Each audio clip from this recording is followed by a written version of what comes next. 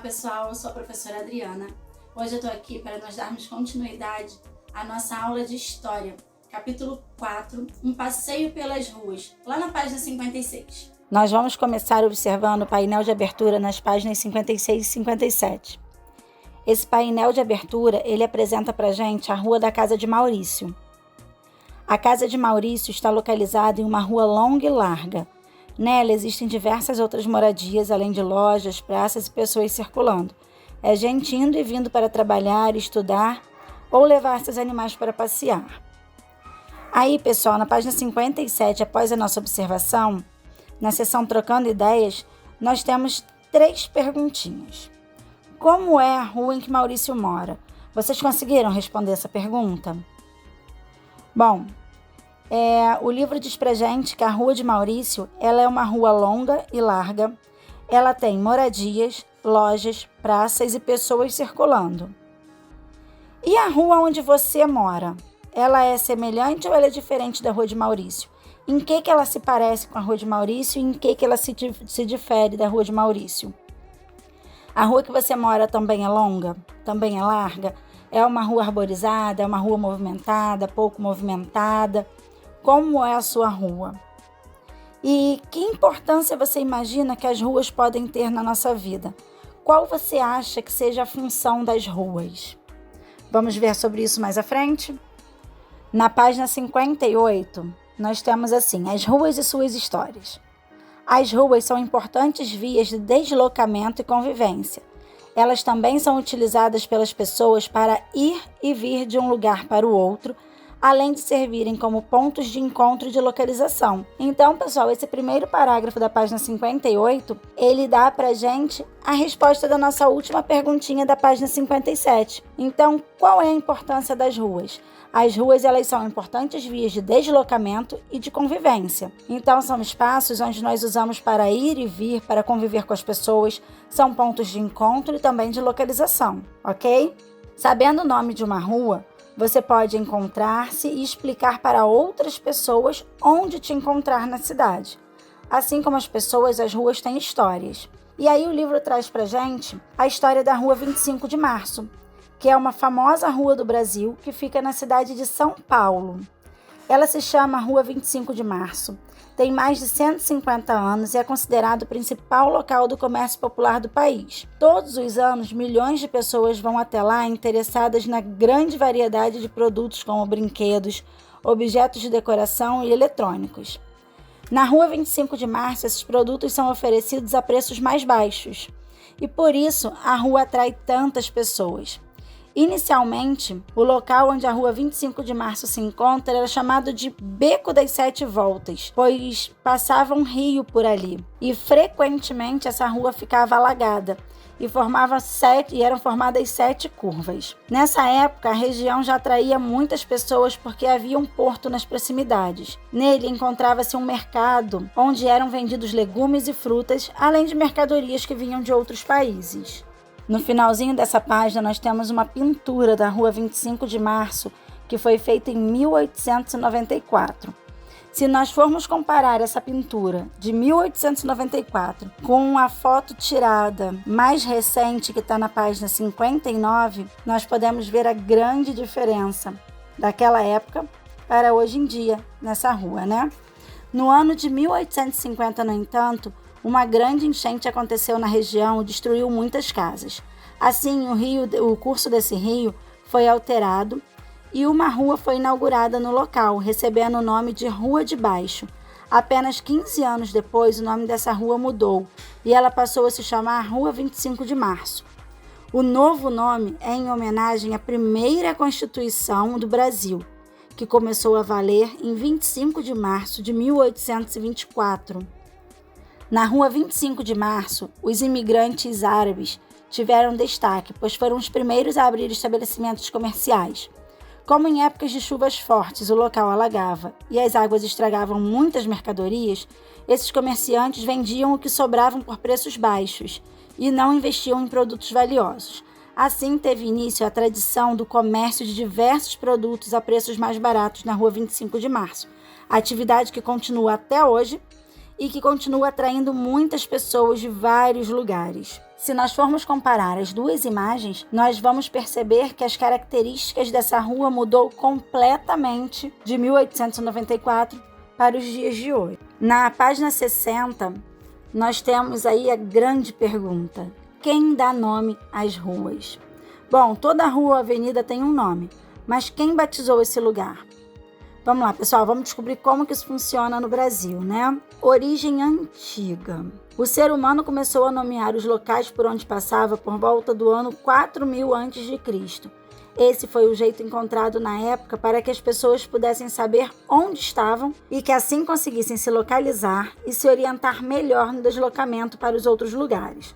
Foi dessa maneira que lugares como os rios e reinos passaram a ganhar nomes. Mas e quem dá esses nomes para as ruas? Quem decide sobre esses nomes? Pessoal, os nomes das ruas, eles são dados por um órgão na prefeitura. Então, a prefeitura é responsável por nomear as ruas.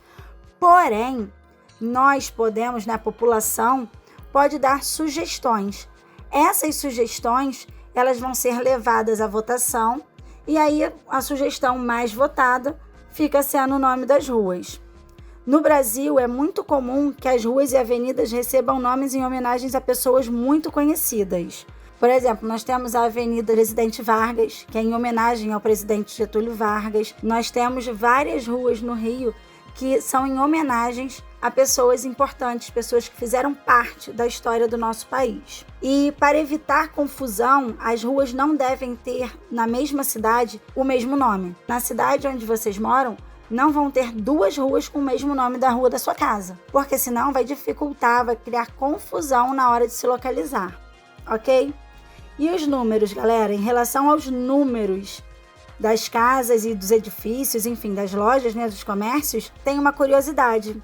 A numeração das casas e dos edifícios parece que não faz muito sentido, Mas isso é definido a partir de uma regra. Os números menores, eles vão estar sempre na ponta da rua, que é mais próxima ao centro da cidade. Além disso, cada rua tem um lado par e tem um lado ímpar. O lado par é sempre direito e o lado ímpar é sempre esquerdo. Vocês já repararam isso? É bem legal essa curiosidade, Nas páginas 62 e 63, vocês vão precisar realizar as atividades. Para realizar essas atividades, vocês vão precisar da ajuda da família de vocês. É sobre o nome da rua que vocês moram, sobre as características dessa rua, ok? E a página 63 é sobre a rua da escola que vocês estudam. Então, vocês também terão que completar aí com o nome da rua e algumas características sobre ela. Ok, pessoal? Na seção Mais Atitude, que nós encontramos na página 64, nós também temos atividades para resolver.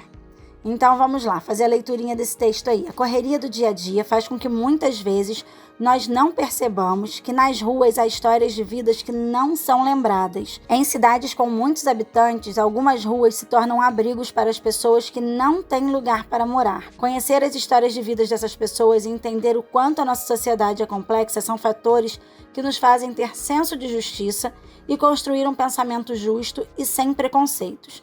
Com base nesse aspecto, leia o trecho da canção e observe a imagem abaixo. Então, pessoal, essa imagem aí, ela está mostrando pra gente moradores de rua em São Paulo, tá? É uma pintura, não é um retrato. Pelas ruas da cidade, pelos lugares que ninguém vê, há sempre alguém querendo uma esperança sobreviver. Cada rosto é espelho de um desejo de se ter. Bom, os números 1 e 2 da página 64 são respostas pessoais sobre os lugares onde vocês vivem, ok?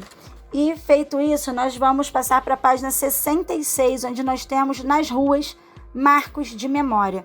Nós vimos que as ruas, elas guardam histórias, certo? Pois é, não é apenas no nome que as ruas revelam sua ligação com a história da comunidade, do bairro, da cidade, do estado ou do país. As construções de uma rua, elas também são registros da época em que foram feitas.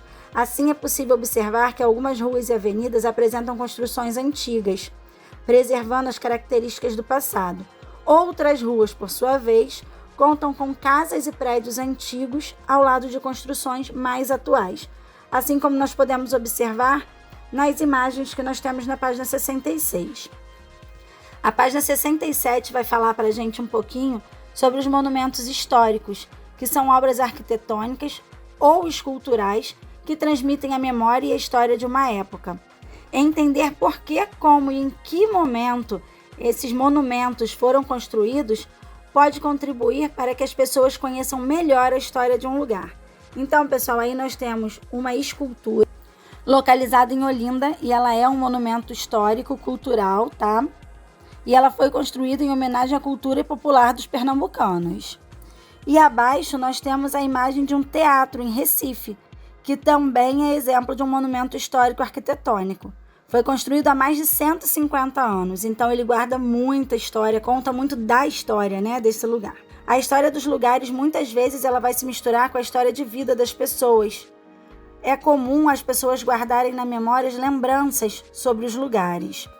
Quando as pessoas compartilham suas lembranças, elas estão contribuindo para divulgar e preservar a história de um lugar.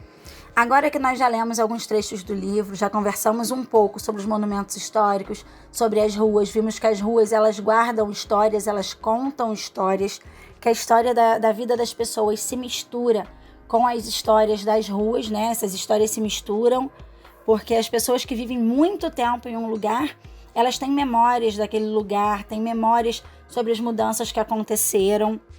Então, agora vocês vão resolver as atividades das páginas 68 a 71, ok? Na página 70, está falando um pouquinho sobre a rua nas memórias da infância. Então, nessa página 70, fala pra gente que no passado era muito comum as brincadeiras de rua, porque as ruas eram muito tranquilas, não tinha tanto movimento de carro, não tinham tantas pessoas. Então, tanto o movimento de pedestres quanto o movimento de automóveis era bem menor do que o de hoje em dia. Então, as crianças brincavam, era muito comum que no fim do dia as pessoas adultas se reunissem para conversar nas calçadas, enquanto as crianças brincavam de diversas brincadeiras, como amarelinha, pular corda, andar de bicicleta, pique, brincadeiras que precisassem de espaço. Normalmente as ruas eram usadas para esse tipo de brincadeira, coisa que hoje em dia não é tão comum. As crianças que moram em condomínio ainda têm um pouco mais esse acesso à rua, né? A fazer as brincadeiras nas ruas. Já as crianças que moram nos grandes centros das cidades, com ruas mais movimentadas, elas perderam esse acesso às ruas devido a esse movimento, né? Que é cada vez mais crescente. Com isso, algumas ruas criaram projetos para transformar ruas movimentadas nos finais de semana em espaços de lazer. E é isso que vocês vão encontrar nas páginas 70 e 71 para realizar as atividades. No final do nosso capítulo, nas páginas 72 e 73, tem a seção para relembrar.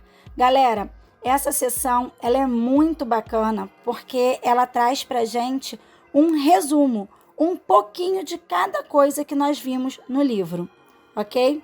Um beijo para vocês e até a próxima. Espero que tenham gostado da aula de hoje.